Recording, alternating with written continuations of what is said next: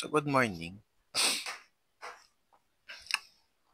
So, I think ngayon lang ako makagawa ulit ng personal content.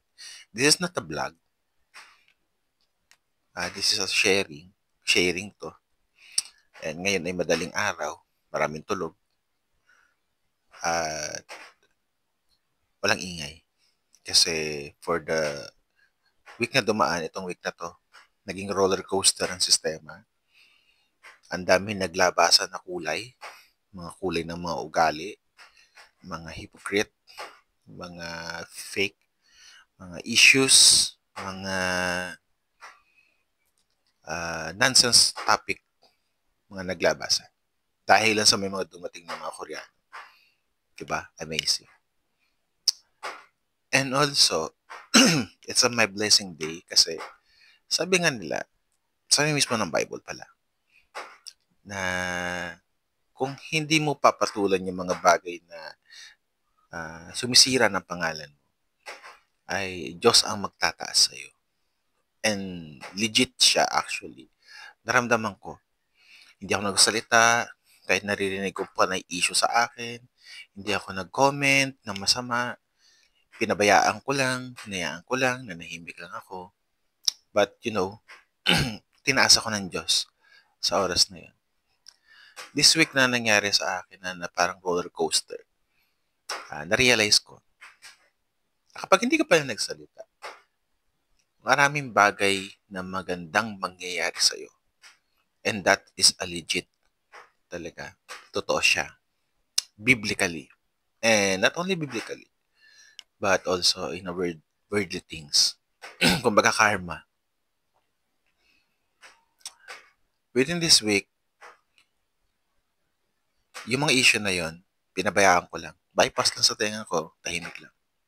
Then, after that, sunod-sunod yung blessing na pumasok sa akin. Halos natapos itong linggong to, na ang dami ko din na-achieve sa pinag-pray ko. First, yung biglaang naka-receive ako ng 500 pesos from the professor. Unexpectedly sa klase. So, medyo parang may awkward moments.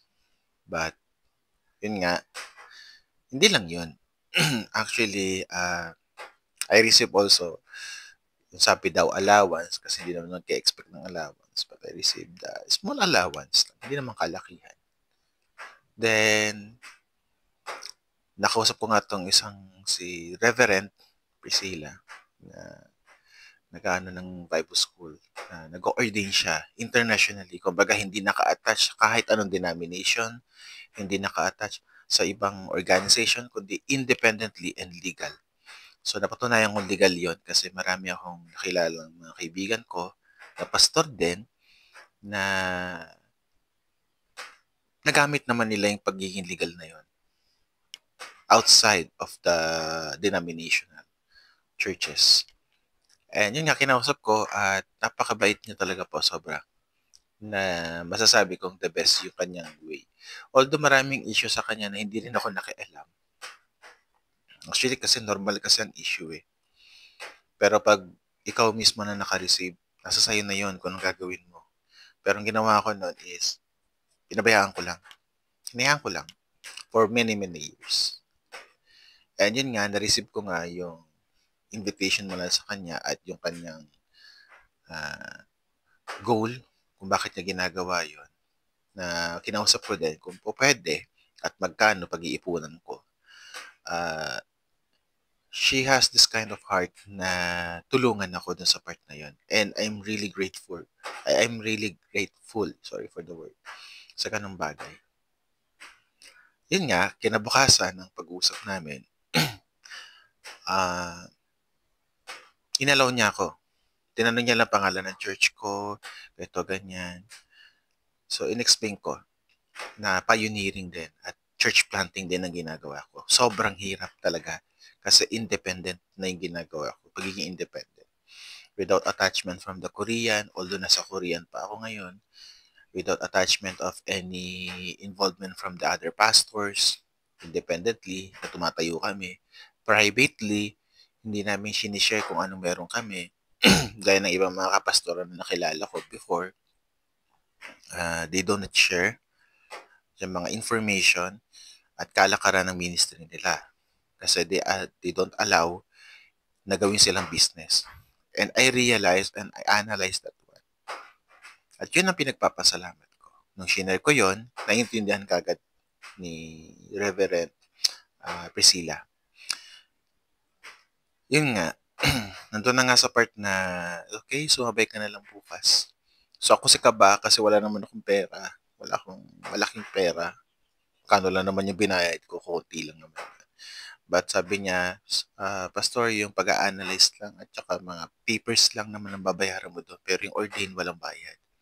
Kaya ang laking pasalamat ko. Kasi for many years na paghihintay ko sa mga Korean na sinasamahan ko, ang daming gastos. Hindi bababa ng 30,000. So, sabi ko, saan ako kukuha ng ganun? Iniloko nga ako ng tao. Kaya paano ako makaka-produce nun? So, because of this help, naiintindihan ko na mahalaga talaga siya.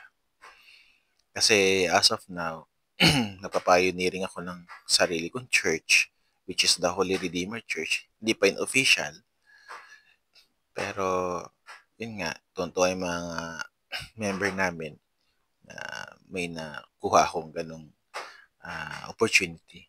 Although hindi sila nakapunta, pero tanggap ko na yun kasi talagang unexpected nga naman yung pangyayari. Hindi planado at wala sa plano. But they push me na i-grab ko na lang. Kasi yan ay international naman, not attached sa mga denomination. So, yun ang pinagpapasalamat ko. And yun nga, nangyari na yun, January 18, umaga, kahit konti lang kami. Kahit tatlo lang kami, isang bishop, dalawa kaming reverend. Ang laking bagay na. Sobrang laking bagay na. Gusto kong umiyak ng oras na yun kasi, Lord, ito na yung pinagpipray ko for almost 14 years. Nakuha ko sa iba. Nakuha ko mula sa independent pa. So, Lord, ito na yung plato mo, sabi ko, habang nangyayari yung ceremony.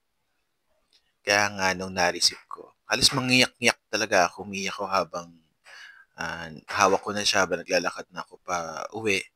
Kasi hindi ako pinagpakita ng weakness dito sa lugar na to.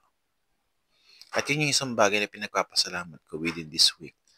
Na yung pinakamahirap na ma-achieve is na-achieve ko this week. 14 years ko pinag-pray for ordination and I received it. Hindi ko alam. Maraming hindi natutuwa, alam ko. Maraming nako-question. Pero malaking bagay sa akin yun. Kasi ito yung pangarap ko. Kaya ngayon, still continuous pa ako and tahimik lang ako. Yes, I posted it. But, to be honest, wala naman akong pake kung ano sasabihin nila. This is my done era. And this is my let them era. Bahala silang mag-isip. Bahala silang side comment o negative comment. Wala akong pake. Diyos naman ang gumawa nun para sa akin.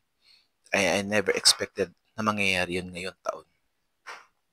Sobrang daming nangyaring blessing ngayong taon. And even this week na ang daming negative things na nangyari sa akin. Gawa ng kahoy, kumbaga. I still moving forward sa lahat ng bagay na yun. At yun ang pinagpapasalamat ko. Pag pinagpapasalamat ko sa Diyos, na gumamit siya ng mga tao para lang ma-achieve ko yun. So, yun lamang po ang aking sharing ngayon kasi mamaya is service na. This is Sunday, January 19.